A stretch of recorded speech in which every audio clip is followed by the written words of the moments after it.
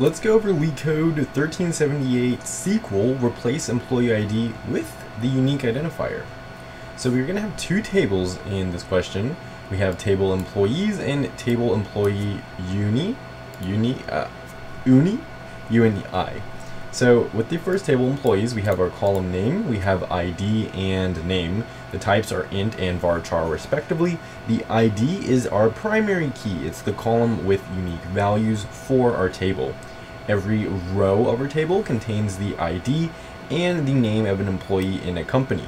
So it's going to look something like this. We have our ID and name, and then we have an ID with the name, and this repeats for as long as we want, theoretically. Let's look back at the next table, table employee uni. So we have our column name and type, of course, still. It's a ID and unique ID. Those are our two different columns. So we have ID and unique ID. It's the primary key, and this is a combination of columns with unique values for this table. So both of these make up our primary key. Each row of this table contains the ID and this corresponding unique ID of an employee in the company. So this probably means employee unique. That's probably what it stands for. We want to write a solution to show the unique ID of each user. Let's start with that. So we want to show the unique ID of each user. Let's do a select, and we're gonna want to start with our from, actually, since we have two tables. Since we have two tables, I always like to start from the from, and when we have two tables, one or more or two or more tables, I like to rename the tables. So our first table, which is employees, we're going to do employees, and we are going to rename this as E1. So employees 1. That's going to be our current table. And from this employees 1, what we are going to want to print is our unique ID of the user. And if that doesn't print, we're just going to want to show null. So again, we want our unique ID. If we look at these, we have our ID and unique ID. They are tied to each other. So when we have 3 here with this, we want to join the tables, which we will in a second, where this 1 is with Jonathan. And then this 11, meaning 2 right here, is with Mir. And the rest, after we put this one with Winston, is null. So notice the top 2, Alice and Bob, are null. We want to print the unique IDs. So let's print the unique IDs from our employee uni. Let's select unique ID, just like that. And we're doing this from employees E1. Now, I'm not going to include this table inside of here. So how do we get the unique ID? Well, that's where our join comes in.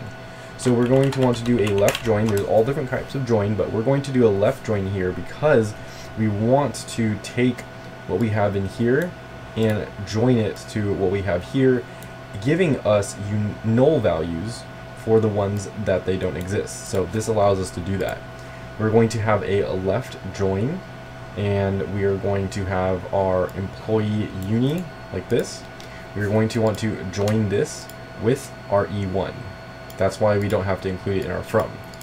I want to rename this as well though, so I'm going to do EU1, which means this unique ID should be referencing from EU1, like this. We're going to get the unique ID from here. And then after that, we are going to want to join this on where we have our EU1 .id, so it's going to get the ID for this EU1 on the E1, which is our employees table, at the ID. So join on the fact that they need to equal each other, so E1.id, just like that.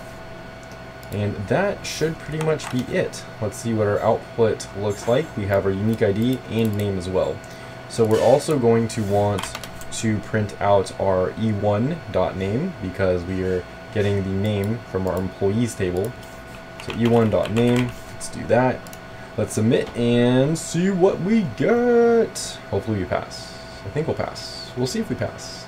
It's taking a minute. Okay, we pass. That's awesome. So let's look at the description and go over it again really quickly. Here are the requirements. So what we're doing is we're going to select the employee1 unique ID and the employee name and print that out in this table that we're making, our query.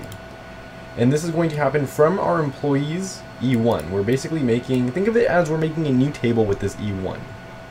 And everything from employees is included in this table. Now we want to modify this table so it also includes aspects from our employee uni. So we're going to left join the tables together. So we have this existing table E1, and we are going to want to join the employee uni based on the ID. So we have this table here. We are joining it with our E1 on the fact that our E1 ID has to equal our E1.ID. Our EU1.ID is equal to E1.ID. And that's pretty much it.